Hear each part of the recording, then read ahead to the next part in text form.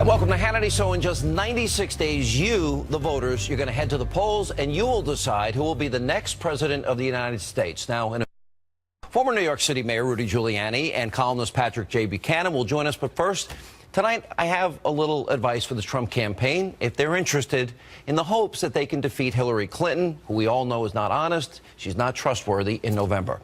Now, for starters, there can be no more unforced errors.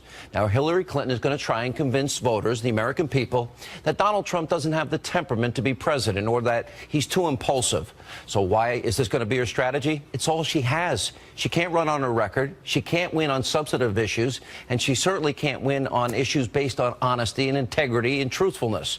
Now, the Trump campaign right now needs to get very focused in these 96 days. There needs to be extreme message discipline. My friend Rudy Giuliani said earlier this week that Donald Trump should focus on the Democratic nominee. That means no more talking about Paul Ryan, Lindsey Graham, Ted Cruz, or even John McCain. Now, the only people that Donald Trump should ever talk about, two people, Hillary Clinton, Barack Obama, because their records are a disaster. I think people want Trump to talk about how he's going to create jobs, revitalize this broken economy, and, of course, first and foremost, protect the homeland. Now, I think Trump should line up speeches all around the country on specific topics so that people can hear exactly what he stands for and the solutions he's offering. And if I was in charge of Trump's campaign, well, I'd have him travel all over the country, roll up his sleeves, and show you, the American people, how he will deal with, for example, the immigration crisis, the refugee crisis, and much more.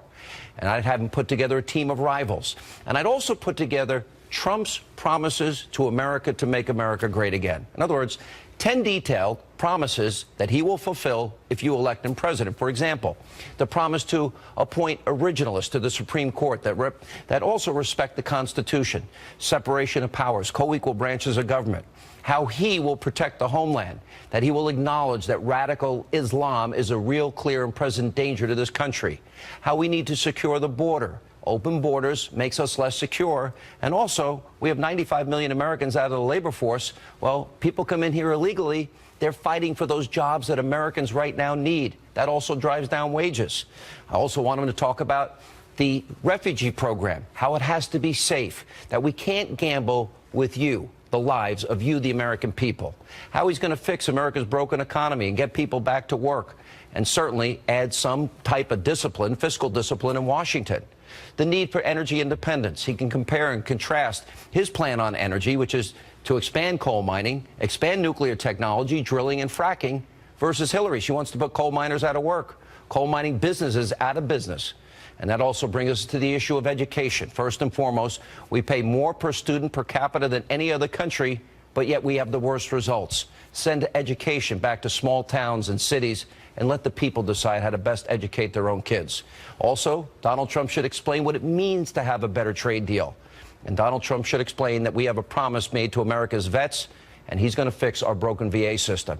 In other words, he's going to put America first in all decisions. And that's not all.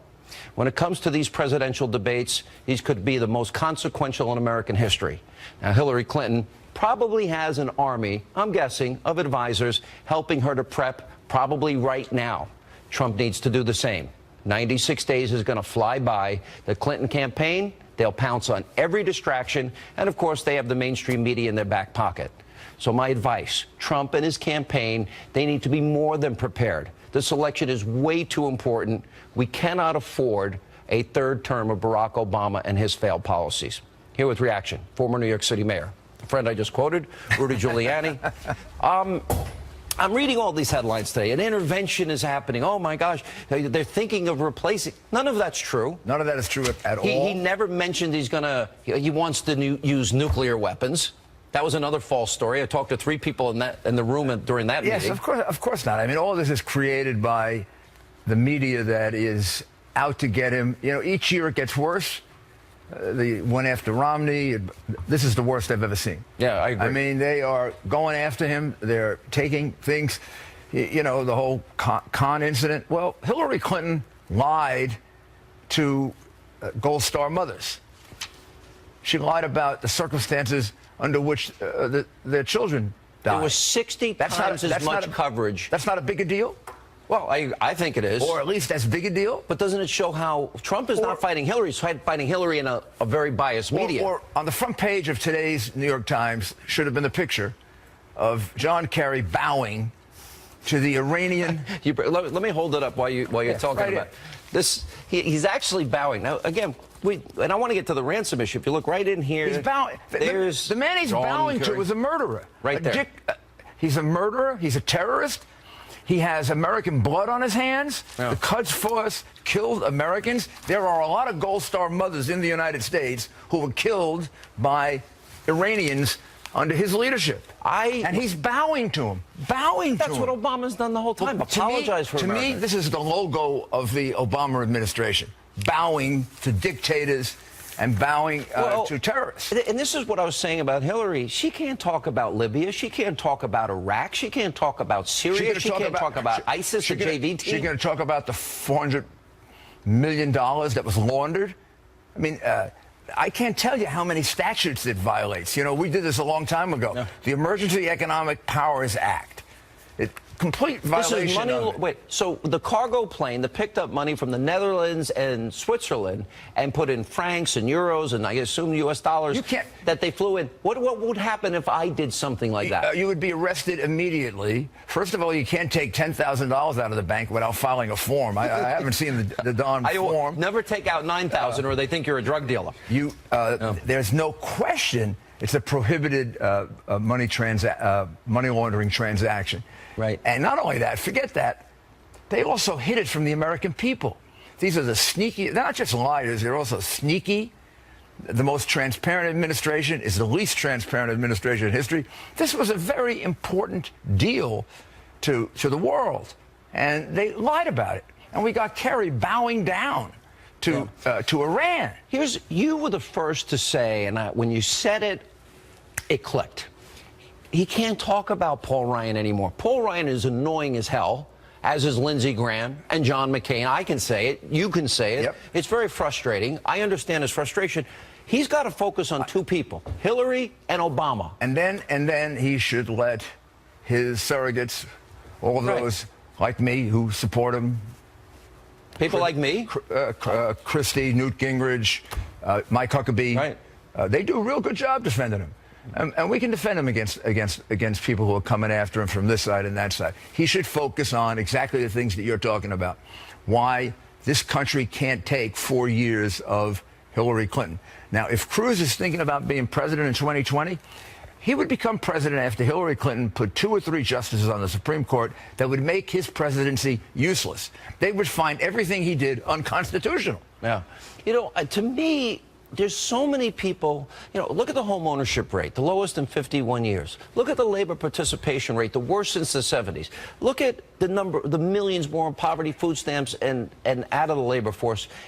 There's a case to be made here. We can change this and fix this. This is an overpowering case. The election is in Donald Trump's hands. And if he can make the case that you laid out, something like that, he's going to get elected. Because the American people want change. The most powerful slogan in any campaign, because it's time for a change. This time, it's really true. It's time for a change. We got to fix it. Every one of your principles you announced fits under it's time for a change. Don't you like the idea of sort of like a contract, Trump's promises to America to make America great? Yes, I like it because it gives focus to the campaign. It does. Yeah. It gives focus to it, and it's all part of the same theme. Time for a change. The outsider, like he said during his speech, the voice of the outsider, the champion of the outsider, Donald Trump, against a corrupt insider, I like that. Hillary Clinton. Here's one other thing. You got people like yourself that I think if he asked you to be Secretary of State, you'd be a great one. Or if he asked Chris Christie to be Chairman of Homeland Security, or Ben Carson to be Health and Human Services to get rid of Obamacare and put in health care savings accounts, General Flynn for Chairman of the Joint Chiefs or Secretary of Defense. All these people, he's got great people. Would it be smart to announce some before? No. You know why I don't think it would be smart? Because they'd go pick off each one of them. And one by one? Yeah, and if the guy was absent from school for 2 days, they'd make a big deal out of it. And, I think it is a good idea to sort of suggest and name some people. These are that you're interested in. These are the kinds of people I would look at. I'm not going to make a choice until after I'm elected, but these are the kinds of people. But it's going to be obvious because you're going to be on the campaign trail. Chris is going to be, Newt's going to be, General Flynn's going to be, Mike Huckabee's going to be. And then he can say, these are the kinds of people I'm going to surround myself with. Yeah. These are the people who are going to advise me. Yeah. His selection of Pence is a great indication. They didn't lay a glove on him. No, great selection. Right. He picked a guy, great governor, great congressman, actually successful businessman, got everything. He was even a radio talk show host. I don't know what that says about my future, right? Yeah, but I have one last thought for you. What do you think about these Republicans that are undermining? Because I'm beginning to get pretty pissed off. I said this to one of them. I won't tell you who. We got to put America first. This election is more important than Donald Trump. What did that Hillary person Clinton say? They sort of hemmed and hawed. I said, look, 4 years from now, if we have a Hillary Clinton presidency, first, she's going to go immediately to the left when she gets elected, because she's going to start worrying immediately about a challenge from the left by Elizabeth Warren. Right. We're going to go further left than under Obama. Health care will be ruined.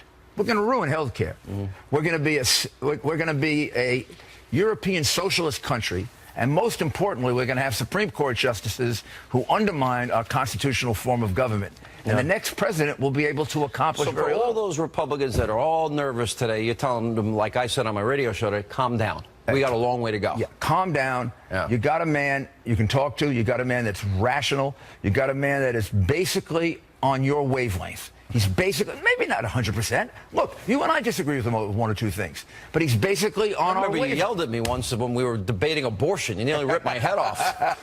but he's basically on our wavelength. I agree. They can talk to him about lowering the size of government, reducing taxes, getting a lot stronger with regard to Islamic terrorism, which isn't hard, some perspective. It's against his nature to not fight back. And in that sense, we're saying, look, there's only so many people in my life I can fight at one time. So right. Sometimes I got to say, all right, I'll put that one off for another day. I mean, all this stuff about Putin and Russia, you know Donald, I know Donald. You think he's going to let Putin push him around? No. any more than he lets anybody push him around. Well, Putin will push Hillary around because I believe Putin has the emails. That's what I think. I think so. If they don't, then they're not as good as everybody thinks they are. All right, Mr. Mayor, thank you. Thank you, Sean. And up next, tonight, right here on Hannity. We have a president who, frankly, is incompetent, okay? Incompetent. Donald Trump back pounding the campaign trail. Now the original insurgent candidate himself, Patrick J. Buchanan, he's here with reaction, and also tonight. It was Hillary Clinton that she should get an award from them as the founder of ISIS. That's what it was. That's what it was. Her weakness, her weak policies. Trump, huge crowd slamming Hillary Clinton during a rally in the key swing state of Florida. Kellyanne Conway, Lisa Booth, Doug Schoen, they're here to weigh in. Plus, according to the shocking new report from the Wall Street Journal, the administration sent Iran, the #1 state sponsor of terror, $400 million in cash while Tehran was freeing American hostages. I think we call that ransom. We'll discuss that and more straight ahead. I got up this morning and I pick up the papers, and then I turn on the news and I see $400 million being shipped in cash, and it's being shipped overnight to Iran. $400 million. You know, we have a president who, frankly, is incompetent. All right, that was GOP presidential candidate Donald Trump at a rally earlier today talking about the hundreds of millions of dollars in cash that the administration sent to the #1 state sponsor of terror, Iran, earlier this year. Here with reaction, author of The Greatest Comeback, Patrick J. Buchanan. $400 million cash, cargo plane, no markings. Let's see, francs and euros and dollars. What do you call that, Pat? I would say, Sean, that might be ransom. You have 4 Americans held in criminal captivity by a regime that we believe and state is a state sponsor of terror. And in proximity to the release of these $400 million, $100 million per person, goes in basically in foreign currencies into Iran. Look, Sean, I worked in the White House under Ronald Reagan, and they tried to impeach him for sending some TOW missiles to Iran when it was in a war with Iraq, and we were basically helping both sides. They tried to impeach him. They very nearly broke down the administration of his successor, George H.W. Bush, because he was in a room then. Look, these were regarded far less than what's been done here as nearly impeachable acts. But, you know, and this goes to the campaign, too. I'm getting a little sick and tired of the Lindsey Grahams, the McCains, the Paul Ryans. You know, I'll even take it a step further.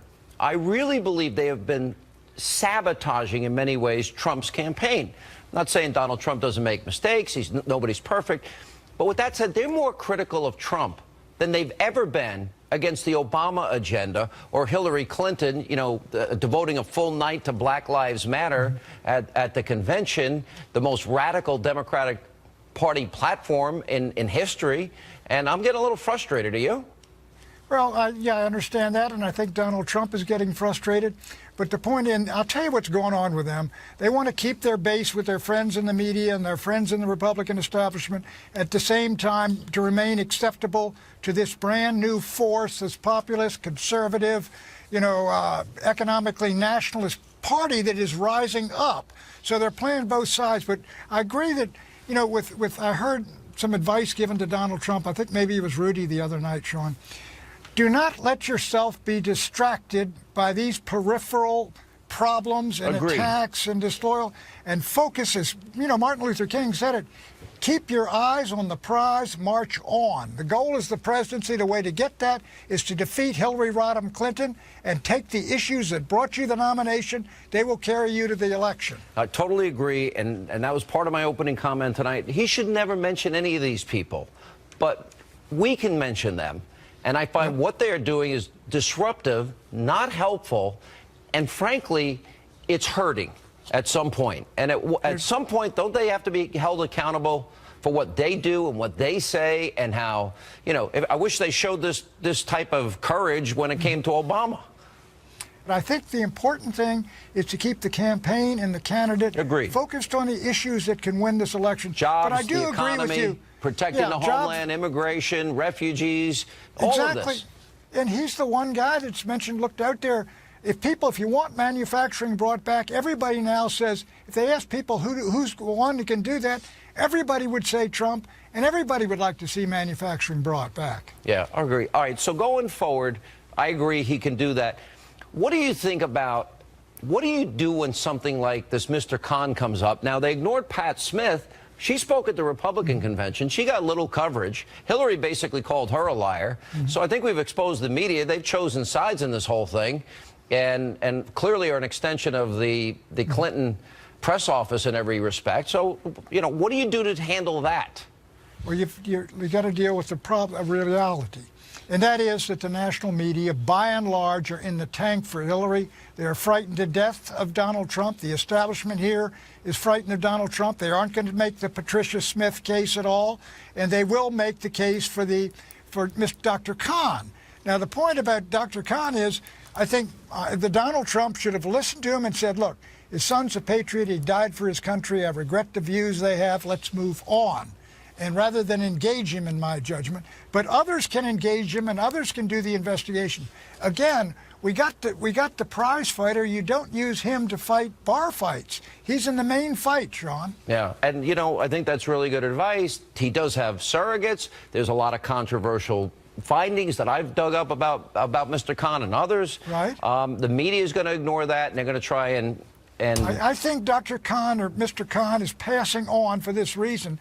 You see him keep at it, and you've got this new issue, and the media eventually, if Donald Trump doesn't respond, eventually has got to move on to where the people are looking. And the people right now are looking at $400 million in foreign currencies to buy back 4 hostages from a state sponsor of terror. Do you think, looking today, who wins this election today? If it were held today, I think Hillary would win the election, but it is not over. Look, I've seen a lot of campaigns. I mean, Goldwater was down 59 points at one measure. Nixon was down. Others have been down and have come back. Reagan, too. Reagan didn't. Reagan was way down with Carter until, Anderson broke. And I looked at the polls today, the old Gallup polls, and that's when Reagan came up. A lot of things can happen between now and the election. This thing that happened just this morning, Sean, yeah, you're right. This could be a changer in the polls of 7 points. All right, Pat Buchanan, always good to see you. Thank you. Pleasure, Sean. And coming up next on this busy news night tonight, right here on Hannity. It was Hillary Clinton that she should get an award from them as the founder of ISIS. That's what it was. That's what it was. Her weakness, her weak policies. Donald Trump back on the offensive against Hillary Clinton. So what does he need to do to defeat his Democratic rival in November? Kellyanne Conway, Lisa Booth, Doug Schoen will have reaction, and also tonight. These were two separate processes run by two separate teams. Now, yes, they were done simultaneously, and so I understand the coincidental nature here, the timing. All right, the Obama administration, they're spinning this damning new report that says, yeah, the White House did in fact send $400 million in cash to Tehran to release these American hostages. All right, we'll have reaction from Dr. Sebastian Gorka, Lieutenant Colonel Ralph Peters, and more tonight right here on Hannity. Then on television this weekend, Hillary Clinton, she's asked a pretty simple question. Anybody could have answered it. And she lied. She lied. She lied so much and to such an extent that it's become a big scandal. It's become the big story. Donald Trump earlier today at a rally in Daytona Beach, Florida, taking a swipe at his Democratic opponent, but with just over 3 months until the general election, what does he need to do to win? Joining us now, Clinton pollster, Fox News contributor Doug Schoen, Trump campaign advisor and pollster Kellyanne Conway, and Washington Examiner contributor Lisa Booth. You're in the campaign. To me, it's simple. There's only so many enemies I can fight at once. Sometimes somebody will point out, look at what so-and-so said. And if I want to take a shot, because, I like to fight, I can't. I got too many other wars going on. Well, you can only fight so many people at once. You got to choose your boogeymen. And Donald Trump has some really clear boogeymen to fight here. Barack Obama, Hillary Clinton. Let's start with them. If he wants to throw in the DNC once in a while or the mainstream media, terrific. But not the father of Mr. Khan. No. Not Paul Ryan, as much as I'm kind of disappointed and mad at Paul Ryan and Cruz and Jeb and Kasich and Graham. I don't like people that don't keep their word.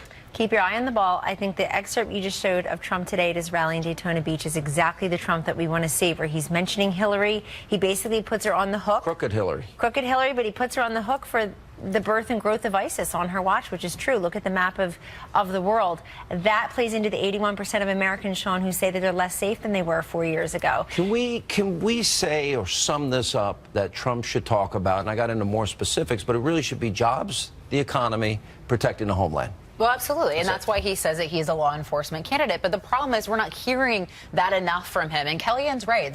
Donald Trump, to win this election, which he absolutely can. I mean, it's still so competitive, especially in battleground states, which are the states that he needs to win the election.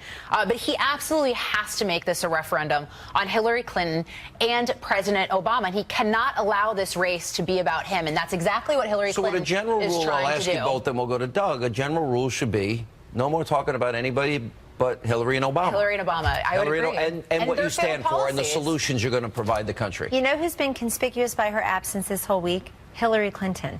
There's been plenty to cover. The Iran ransom deal, the DNCs, the heads rolled, not summer interns, senior advisors. I think she needs a break. I think last week was too traumatic for her. But, she's getting off. She's getting off completely, Sean, because, as I said in a different network today, in addition to bias coverage, there's incomplete coverage. They really put me through the paces of that campaign. I have to go over. There's incomplete coverage, which, breaking news, there are two major candidates running this time. And to the extent that they keep Hillary shrouded because they know she doesn't wear well, she doesn't do empathy well, she doesn't do compassion well, she starts scowling in about 4.5 minutes. But look, the other thing, the great news for Donald Trump is Hillary Clinton has not sealed the deal with most Americans either. They don't trust her. They don't like her. She has not benefited tremendously from some of the problems. Indicated, and there are problems with both candidates if you look at the Fox News poll tonight. For different reasons. For different reasons. All right, Doug, you actually have been very blunt and honest and suggested that Hillary can't, as I said earlier, talk about substance, can't run on her record. The only card she's got is to smear Trump. And with the help of the media, that's where the better part of this week is gone. So you got to be happy. I think the reason you haven't seen much of Hillary Clinton is when the other campaign is in the process of self-destruction, Sean, you stay out of the way and let them do it. And with Donald Trump doing what he's doing, and I can't disagree with either Kellyanne or Lisa, with what he's been doing, it is inconceivable to me that he would let the moment pass after the convention and not do exactly, Sean, what you say. Talk about jobs and the economy and terror and talk about what he plans to do rather than just attack. But the interesting thing is, I do think, Kellyanne, I'll throw this to you, he's only been in this business a little over a year. This is not his profession. He's not enriched himself like Doug's friends, the Clintons. And I think there's going to be, his learning curve has been, the trajectory has been amazing, but he's got to keep it up. He's got to now understand this is different than the primary. You got one opponent and one record, Hillary, Obama, and focus on that and solutions. That's right. And there are all types of political landmines that you don't see coming when you're new to the process.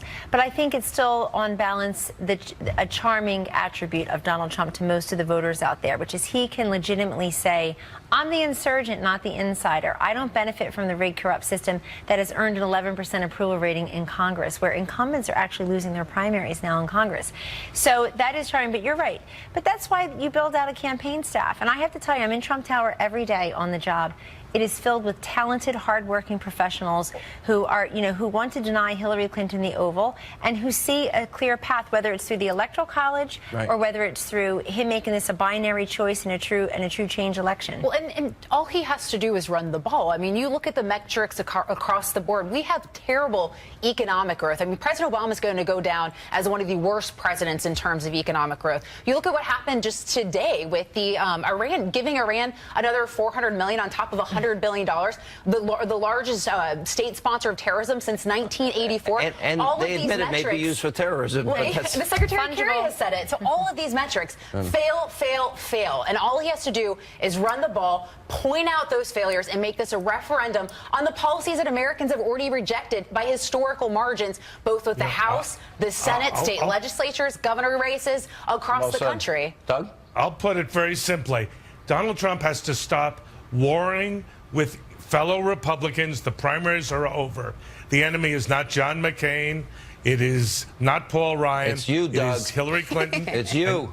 And maybe me. But can I tell you, if he gets into fights where Newt calls him unacceptable, then he's got real problems. But you got to acknowledge I know Newt well enough that Newt's saying, hey, he wants to get his attention. That was not done out of anger. That was done out of love. That was like, come on. It may be done out of love, but we Democrats like love like that. Rest assured. That's a love tap, right? No, look, Hillary Clinton's, if you look at the polling, Hillary Clinton's floor and ceiling are dangerously close together for her. She hasn't seen 45%, let alone 50 in some of these swing states in quite a while.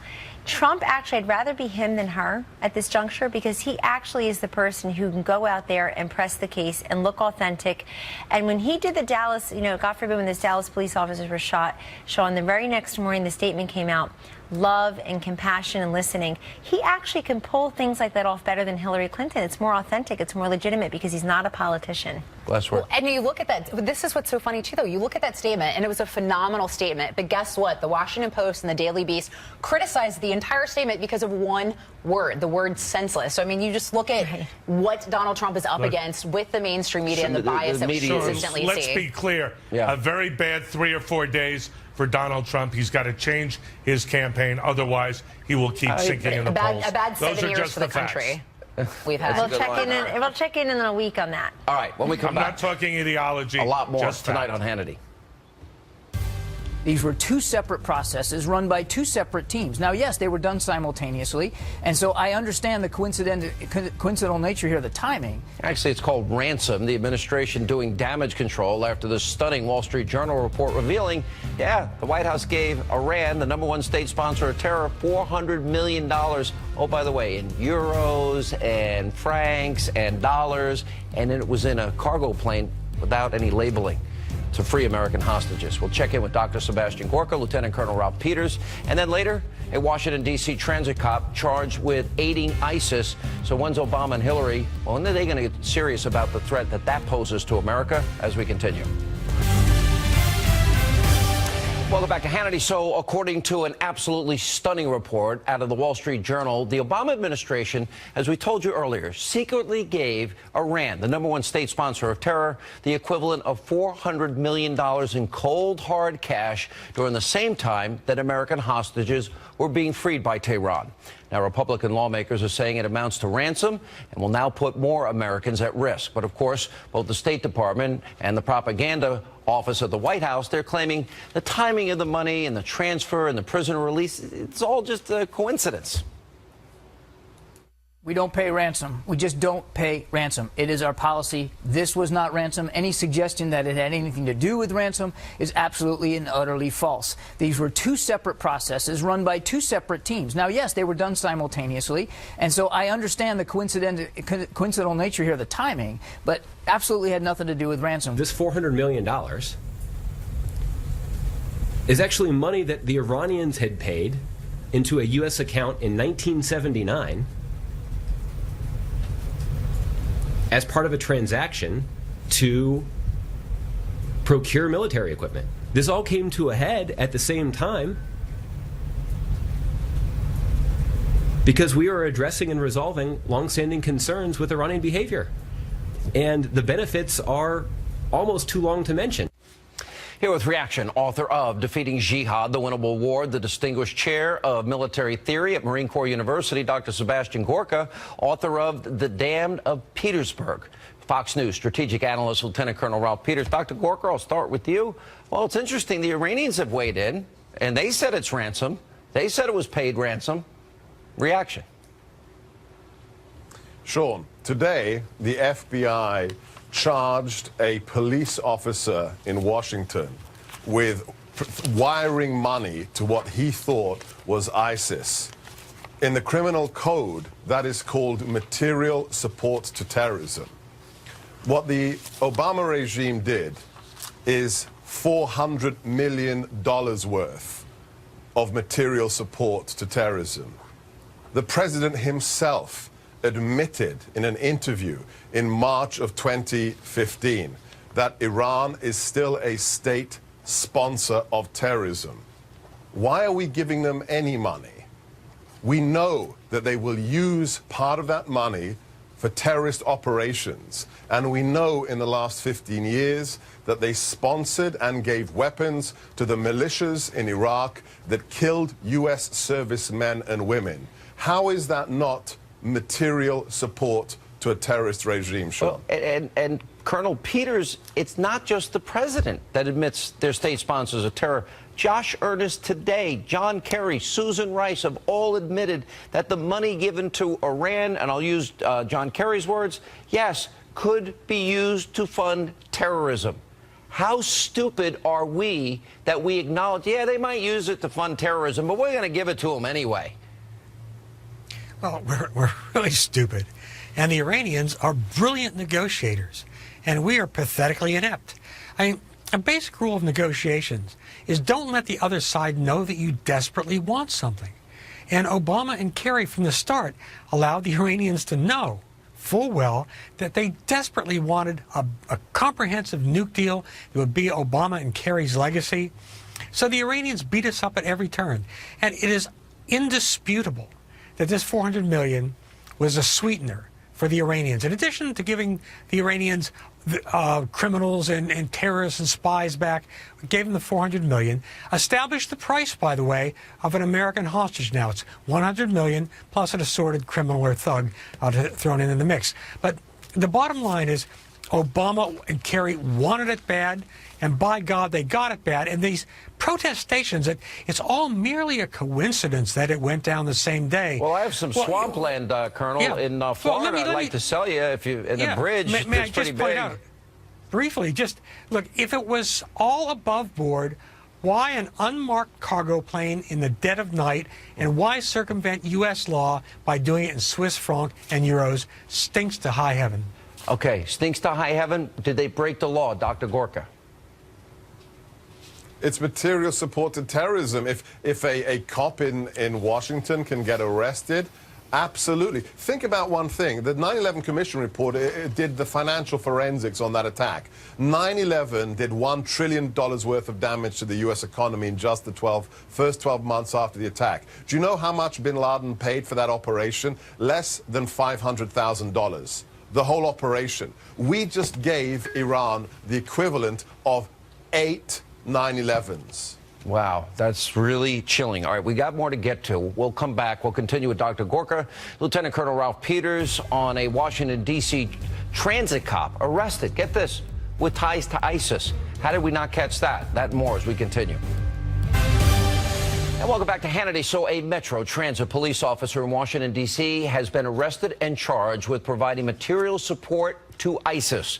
Now, according to federal authorities, 36-year-old Nicholas Young attempted to send the terrorist group communication equipment and logistical support, all while serving as an officer of the law in the subway and bus systems in our nation capital. Now, Young is the first police officer to be charged under federal terrorism laws. So just how extensive is this ISIS threat right here in America? Here with analysis, we continue with Dr. Sebastian Gorka, Lieutenant Colonel Ralph Peters. Colonel Peters, okay, I'm trying to wrap my arms around this. We have our National Director of Intelligence, FBI, CIA Director, Assistant FBI Director, Homeland Security Committee Chairman, and former Special Envoy to defeat ISIS says ISIS will be infiltrated by the Syrian refugee population. They'll infiltrate it and come here. Then you have this particular case. And still, Obama and Hillary want to bring more people in. And we can't even get a guy that's on the police department? Well, this guy was not a refugee. This guy was a native. I'm not saying. I'm saying they're bringing in more sympathizers, but we can't even get a guy that's here. And now we're going to bring him, even though intelligence says they will infiltrate. Well, I'd be all for bringing in Christian refugees from the Middle East, but really that's a separate issue. The problem we have right now are these disturbed young men, lone wolves, who, and small groups, that ISIS is brilliant at identifying, attracting. And the real problem we have had since the beginning, way back to the dawn of Al-Qaeda decades ago, is we always underestimate our enemies, and you don't do that. ISIS has been absolutely brilliant. They turn our laws against us. They turn our technologies against us. They're incredibly ingenious. And we know that President Obama wrote them off as a JV team, whereas in fact, for all our wealth and money and power, we've been the JV team in this, and they've been the Super Bowl Dr. players. Gorka, we're missing over and over again people that are already here, and then we're going to compound the problem, ignore our intelligence officers, and take in the Syrian refugees. We can't even get a D.C. officer. We see all of the evidence of all these cases, be it San Bernardino or Orlando. All the signs were there. We're not catching them, but now we're going to bring in, ignore our intelligence officials, bring in refugees that we can't vet, that we're told will be infiltrated by terrorists, like they did in Europe. Sean, your viewers need to understand the significance of this recent arrest. I know already the New York Times, the Huffington Post, they're going to be spinning up stories as we speak about how this was a sting operation, the guy's daddy didn't love him at school, whatever it was. But think about this. The narrative of the administration is that terrorists are unemployed. This man was a police officer who decided to help ISIS. This one arrest blows the Obama administration's narrative of where terrorists come from and why they do what they do out of the water. We have to use this to explain to the American people. Mr. Trump has to use this. The threat is real. And as Colonel Peters says, we don't understand it because the administration refuses to allow us to talk about it for what it truly is. That's right. Well, they'll just give another $400 million to the #1 state sponsor of terror, acknowledging they'll probably use it for more terror attacks. These are really bizarre times. It defies every bit of common sense human beings were born with. Thank you both. Appreciate it. Thank you. When we come back, we need your help. A very important question of the day, how you would advise Donald Trump. Straight ahead.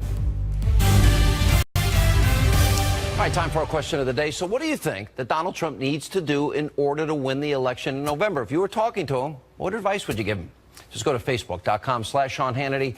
At Sean Hannity on Twitter. Let us know what you think. Unfortunately, that's all the time we have left this evening. Thanks for being with us. We'll see you back here tomorrow night.